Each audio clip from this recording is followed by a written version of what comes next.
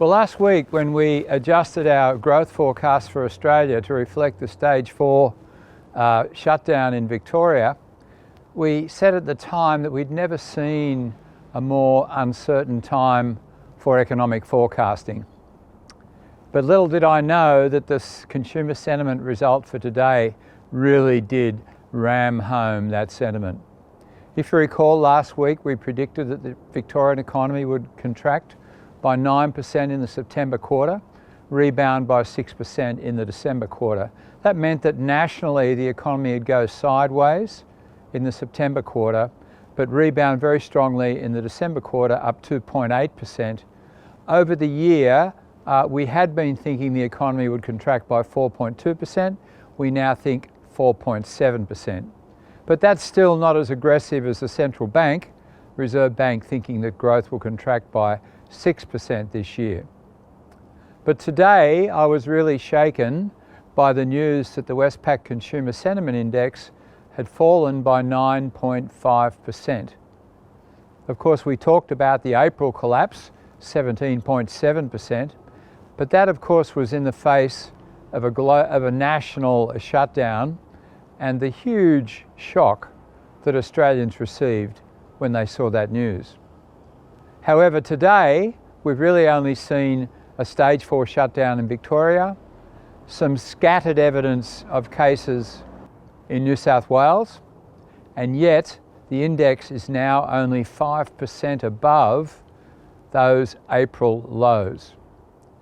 The more disturbing story is that in New South Wales, where we feel that the virus is under control, and in our growth forecasts, we expect New South Wales to be picking up over the course of the next 6 months, the fall was 15.5%.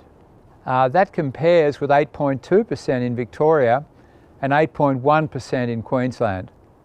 The level of consumer sentiment in New South Wales and Victoria are now quite staggeringly the same. Yet Victoria's been through and is expected to go through so much more. And I think what this emphasises is the fear of the unknown. Particularly in New South Wales now, that fear that what we've seen as being, if you like, spot fires and small examples of the virus flaring, great concern that this will build into some form of second wave, and looking down at the border to what could actually happen. My overall assessment of this is that I do think that there is a very good chance that this is an overreaction, and that if we do see the progress we expect in Victoria over the course of the next month, and we don't see a major breakout in New South Wales, then the index will look a lot healthier when we come to measure sentiment again in September. If we look at some of the components of the index, the 12-month outlook is now lower than it was in April. This, of course, once again reflects those fears of a second wave in New South Wales, and even, I must say, concerns in Queensland and Western Australia. The one that concerned me the most, however, was the 5-year outlook. So when we spoke about that 5-year outlook in April and May, we pointed out that the fall had been around 5%, which was a lot smaller than we'd seen for the overall index.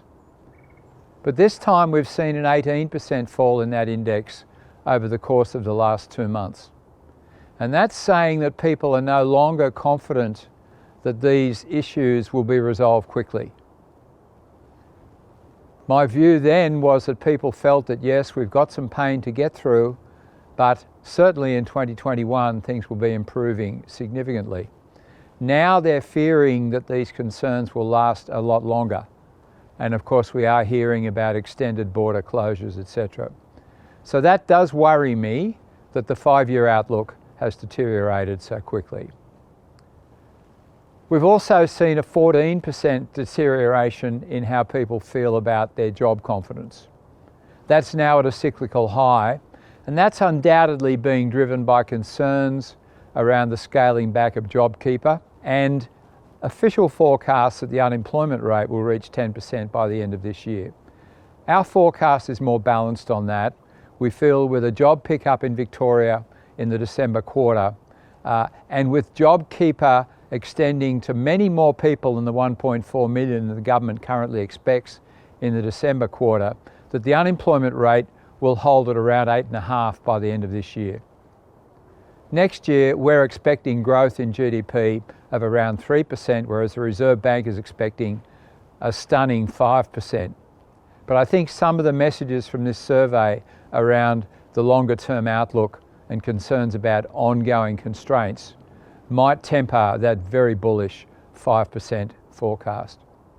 Finally, we saw the outlook for house prices, and we saw a 16% fall in that index, 22% fall in Victoria, and 20% fall in New South Wales.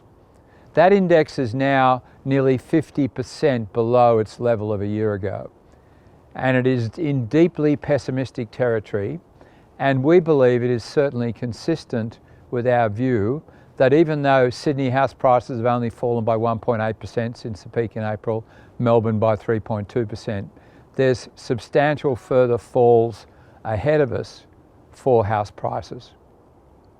The Reserve Bank meets on September 1. Of course, their policy will be unchanged. And our question that we ask regularly about the outlook for mortgage rates indicated that 76% of responses feel that rates will be on hold or lower. That's a record high proportion, but that's entirely consistent with our view and entirely sensible. Really, the most important policy outlook is with regard to the budget on October 6.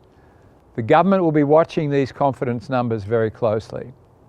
And certainly if we don't see a recovery in confidence in the September measure, then I think that will feed into their views on the outlook for the economy and will make them even more expansionary in their budget, because we do need an expansionary budget.